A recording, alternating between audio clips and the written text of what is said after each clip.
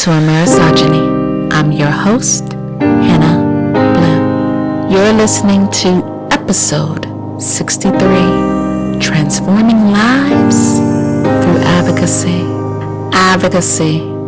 That's the topic of today's episode. But I want to make something clear. Advocacy is the foundation of this show. Now, this is a podcast about mental health, but we're different. I've said before, you're not going to find deep breathing techniques or nice music to calm your nerves on this show. The number one mission of Amerisogyny is to advocate for the underdogs of the world, to speak for those who cannot speak for themselves, to amplify voices that would otherwise be silenced. The second goal is to find common links in mental health that bind all of us. No matter where you live in the world, we are all connected by mental health. There's so much focus on differences, too much. And so I choose to focus on what people have in common, and that is the mind. If you're a human being, you have a brain. If you have a brain, you have a mind. And if you have a mind, you're affected by mental health, one way or another. I was talking to a good friend of mine last week, and she said, I can't listen to you sometimes. Some of the things you talk about are so heavy, and I'm dealing with my own mental health. But then she said, I believe in what you're doing, the advocacy you do. It's powerful, and a lot of people can't and don't do it. You gotta keep going with it. And I will. I'm going to keep going. And I get it. The subject matter I bring sometimes isn't wine and roses, but that's exactly how I want it. That's how I think. When I think of mental health, I don't think, okay, today we're going to work on this. There are hundreds of podcasts just like that, and I'm not trying to copy any of them. This way, we have our own flow. On Amerisogyny, we focus on the mental health of people who cannot stand up for themselves, and we send calls of action to you, the listeners, to help others. It starts with one person helping another. You don't have to live in someone else's country to care about them. All you have to do is be inspired to advocate. We are in a generation of mindless scrolling. Now, 20 or 30 years ago, reading was placed on a pedestal, and it deserved to be. Now, there are politicians in this country who want books to be banned. Conservatives don't want people to read. They don't want them to be educated. They call it being woke, as if woke is a dirty word. Well, what's the opposite of woke? You're right. Asleep. This nation just celebrated July 4th yesterday. We have people who believe in their guns and freedom. Now let me ask you something. If someone is trying to break into your house and rob you of something precious, is it better to be awake or asleep? Your mind is a home. It has many precious things in it. But if your mind is kept in darkness, how will you see them? Education is the light. Enlightenment is illuminating. The more you read, the more you know. And when you know better, you do better. Not just for yourself, for others. I'll let you think about that for a minute while we get ready for our first stop. This is a country I would love to see pop up on our radar. Papua New Guinea. Papua New Guinea is corrupt and very, very violent. Looking on the bright side, it has a lot of beautiful melanated people. Well, Papua New Guinea has crossed our path, and we're going to shed some light on them today. It's been said if you're a girl or a woman, Papua New Guinea is no place for you to be. Although the Family Protection Act was birthed in 2013, very few woman beaters are held accountable for their actions. And why? In 2016, their government still wasn't using it. It's estimated 70% of women are raped or assaulted during their lifetime. And the government's solutions for domestic violence? Mediation, compensation.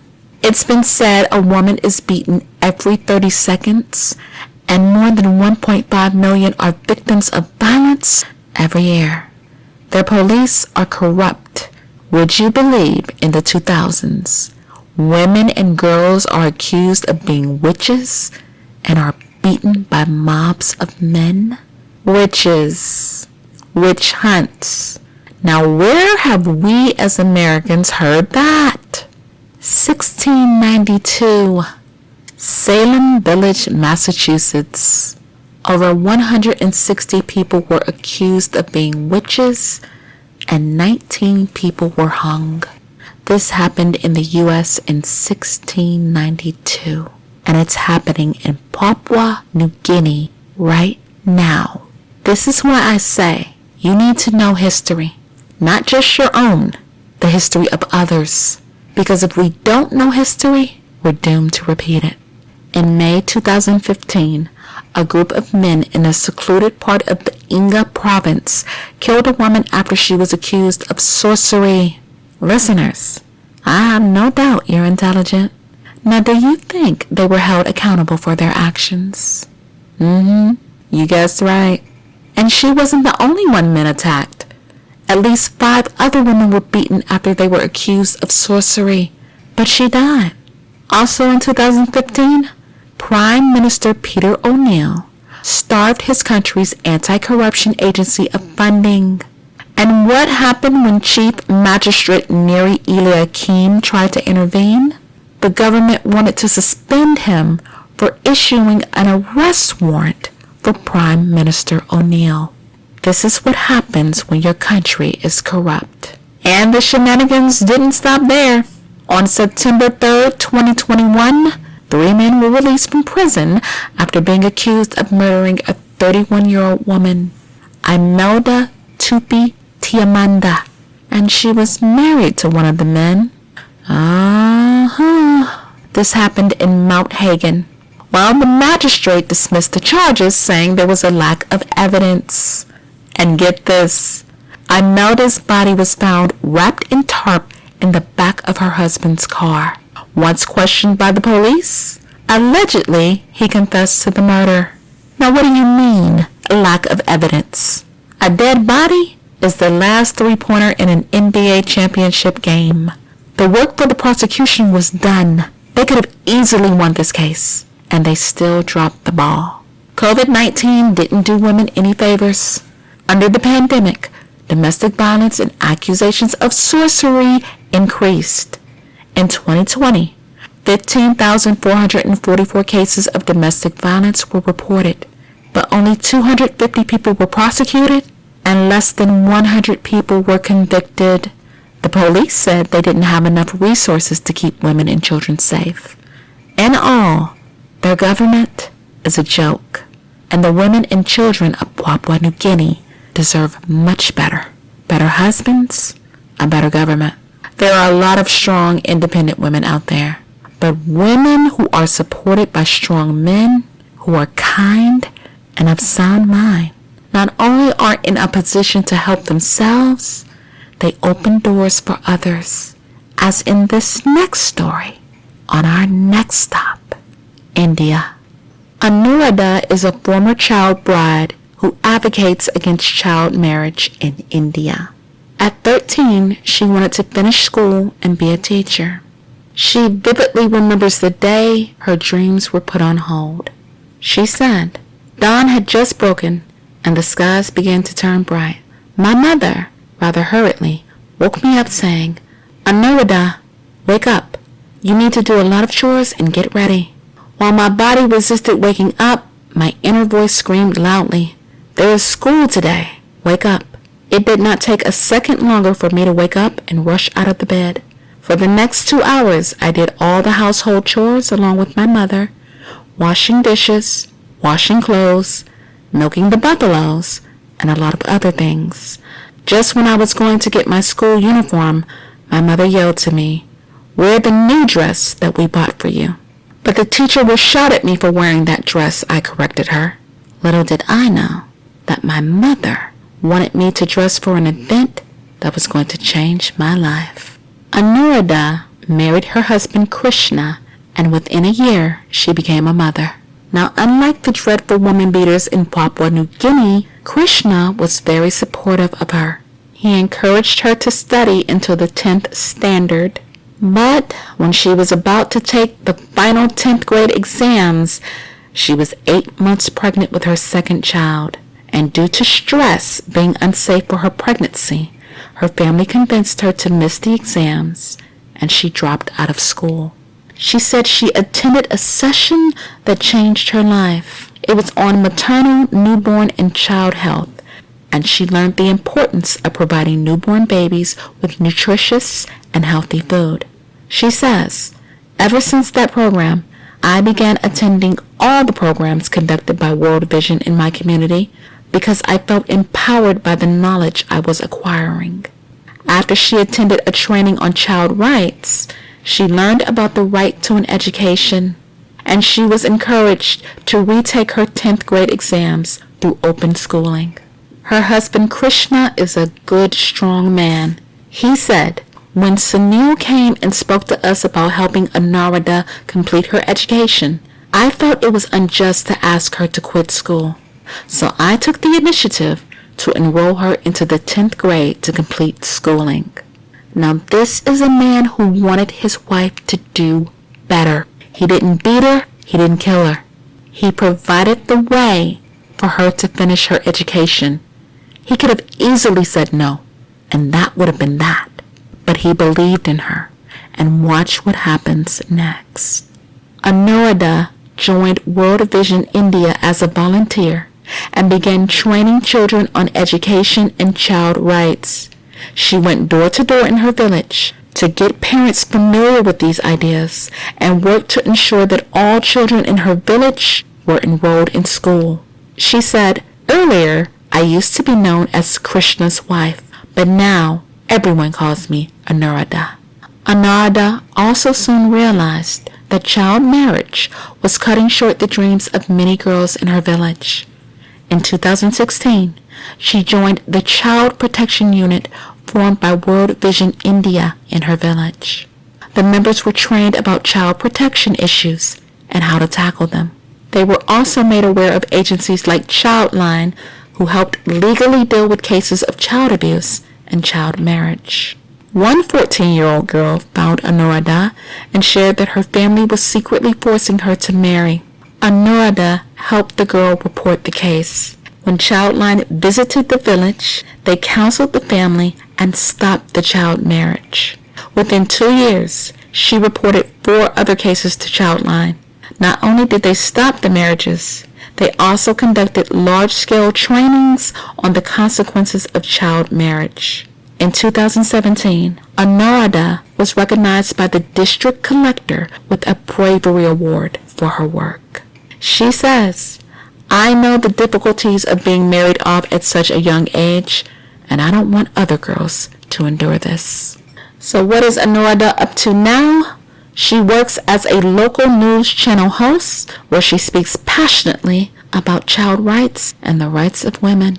She is now completing her higher education and hopes to pursue a degree in education and finally become a teacher. I just told you, when strong men support strong women, they're able to open the door for others. Listen to this. A girl whose marriage she stopped completed her schooling and studied for a bachelor's degree. Anuradha says, my life has changed. Ever since I was educated about my rights, I've left no stone unturned. At first, I was very angry about my marriage, but now I have left the regret behind, and I'm determined to make the lives of other girls in my community secure. I feel extremely proud when girls come and thank me for stopping their marriage. Now that is an awesome story about advocacy, support, and caring about your fellow human beings. Had Anuradha married the wrong man, her mental health would have suffered, and so would the mental health of many girls in her village. But even though she was given no choice in marrying at 13, she was able to stand up and empower girls in her village because she was empowered through education.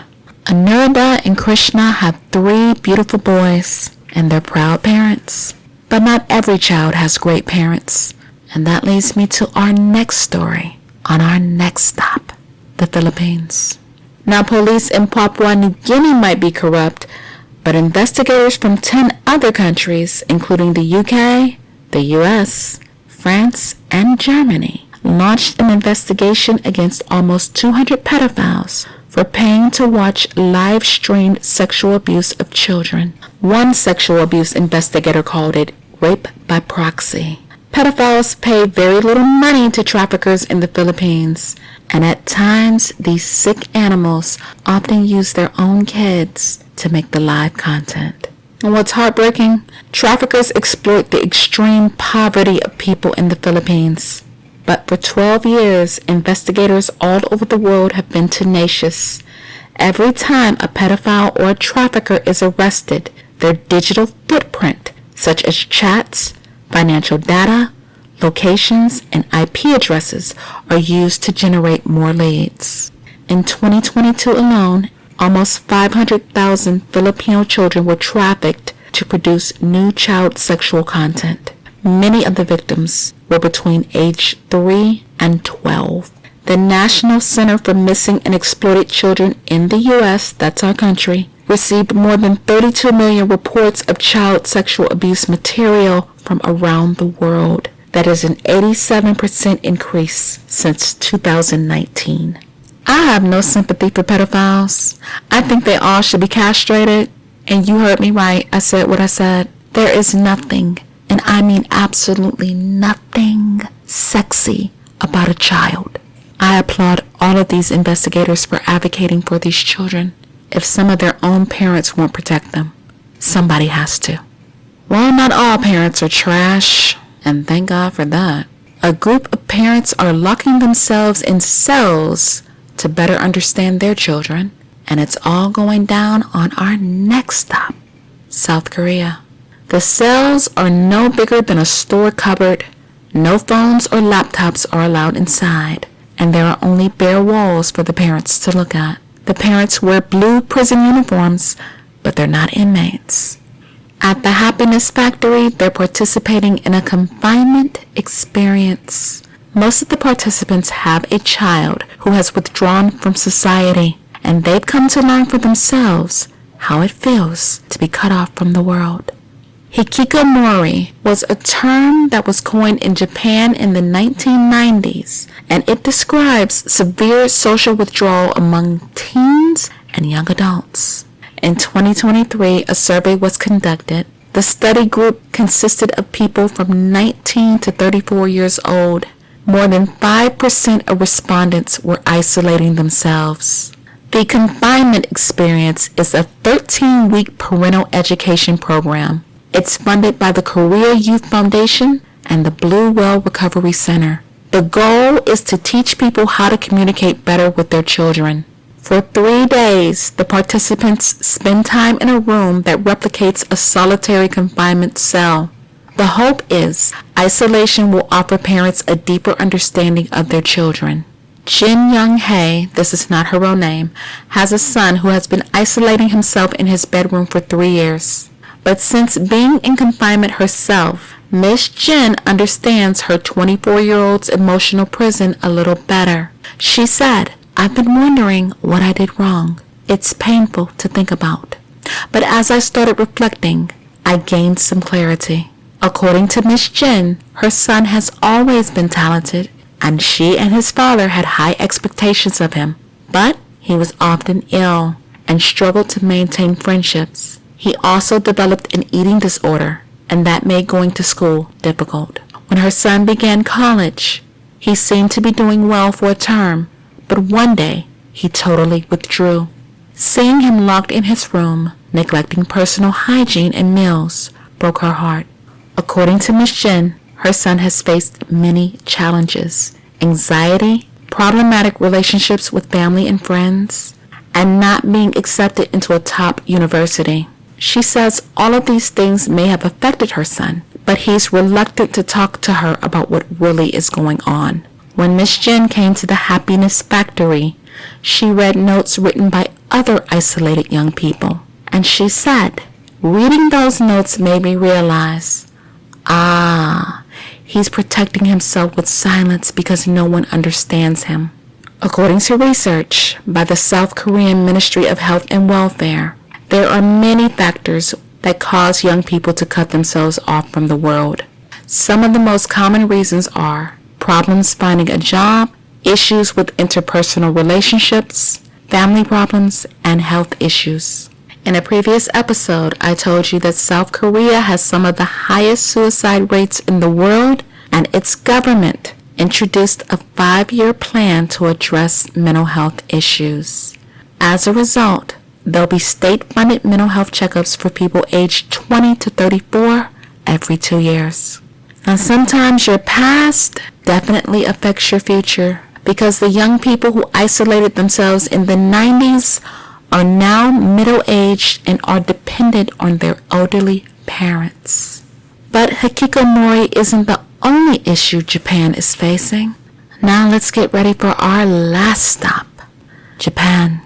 In a previous episode, we talked about eugenics in the US and Nazi Germany.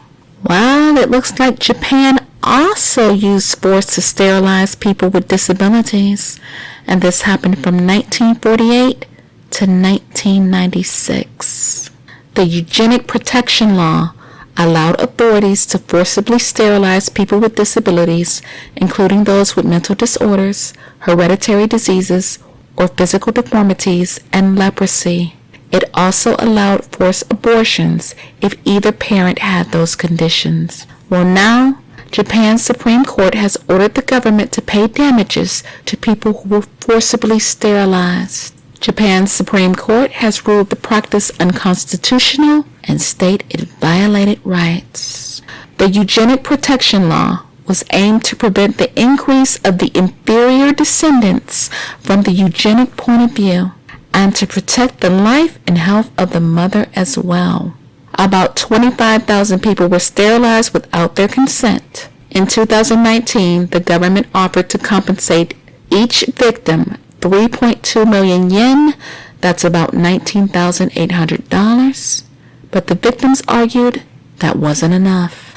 Well, the plaintiffs filed lawsuits, and as a result, the government has been ordered to pay 16.5 million yen, that is about $102,000 to the plaintiffs, and 2.2 million yen, that's $13,000, to their spouses.